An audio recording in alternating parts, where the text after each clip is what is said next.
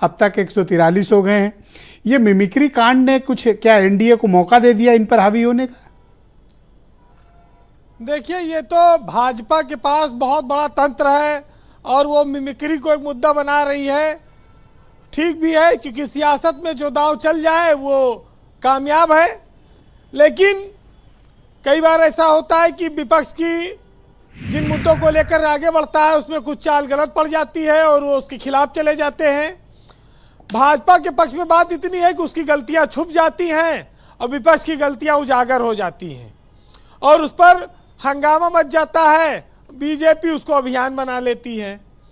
लेकिन जाट समुदाय से जोड़ना इस देश में राष्ट्रपति और प्रधानमंत्री, उपराष्ट्रपति, इनकी जाति तो बहुत कम बताई जाती थी। कभी इस पर बहुत सारी बातें नहीं होती थी जाति आधार पे। कल को लोग मुख्य चुनाव आयोग तो भारत के मुख्य न्यायाधीश सबकी जाति बताने लगे तो ये सब चीज़ें थोड़ी सी अटपटी सी हैं।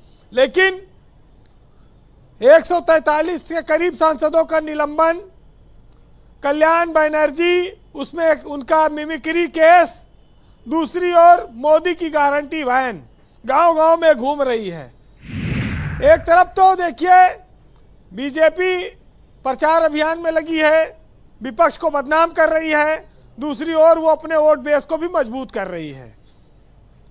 भाजपा के पास इन सब मुद्दों के अलावा एक बहुत बड़ी चिंता है, वो ये है कि 5 राज्यों के इलेक्शन में जो वोट मिले कांग्रेस को और भाजपा को, वो भाजपा उसको भूली नहीं है।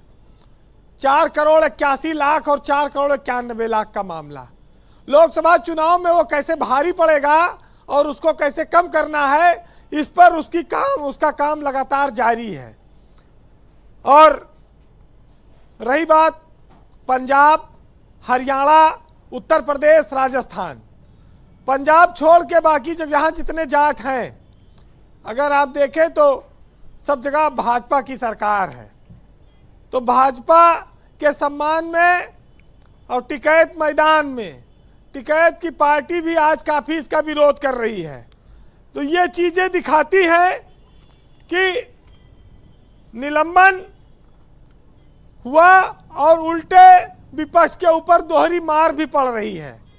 लेकिन इसमें एक निलंबन सबको खटकाता है कि ओवैसी का निलंबन भाजपा सरकार में कभी नहीं हुआ आज तक, जो सबसे ज़्यादा कठोर बोलते हैं। ये भी एक बड़ी महत्वपूर्ण बात है।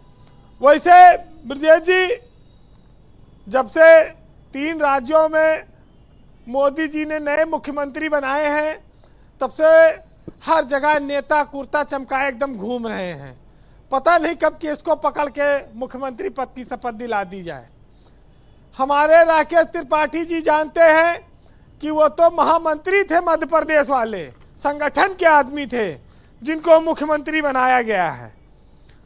अब सबसे बड़ी चिंता इस बात की है इंडिया गठबंधन के सामने कि उत्तर भारत में या पूरे देश में जितने मुसलमान वोट हैं उसकी लड़ाई चल रही है। उसमें उसको अपने पक्ष में करने में तो विपक्ष लगा है, लेकिन भाजपा एक विशुद्ध हिंदूवादी पार्टी के तौर पर एक बड़ा वोट बैंक अपने साथ ले जाती है।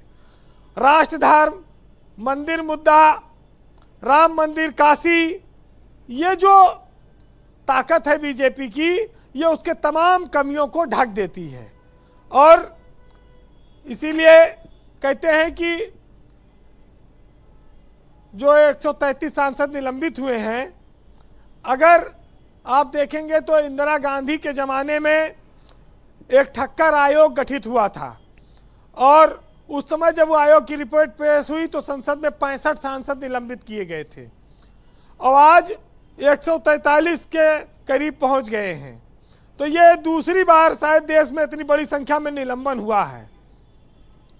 अब बीजेपी के मामले में ये देखिए, सोते को तो जगाया जा सकता है जी, लेकिन जो सोने का ढोंग कर रहा हो उसको कैसे जगाया जा सकता है?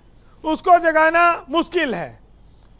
तो ये क्या होगा सदन में? कुछ मतलब ये सहमति के रास्ते निकलेंगे, नहीं निकलेंगे, या फिर इसी तरह की परिस्थितियों का निर्माण रहेगा? ब्रजेश जी, सदन तो बीजेपी चला सकती है, उसके पास बहुमत है। विपक्ष वाले 150 तो चले गए, 30-40 और बचे हैं, तो हल निकलने का वक्त भी नहीं बचा है। जनवरी से चुनाव में लग जाएंगे लोग जी। सदन में। अब चाहे जितना निलंबन हो जाए, चाहे जितना सदस्यता चली हाँ, जाए, इसके बाद एक छोटा सत्र और होगा और फिर सदन का बस। कार्यकाल समाप्त। तो समस्या इस बात की है कि लोहा जो होता है अगर वो नरम हो जाए तब वो औजार में ढलता है, और लोकतंत्र में उसी तरह से संस्थाओं को नरम होना पड़ेगा तब वो महान बनेंगी। जी। लेकिन ये एक बड़ी समस्या है कि कोई मानने को तैयार नहीं है।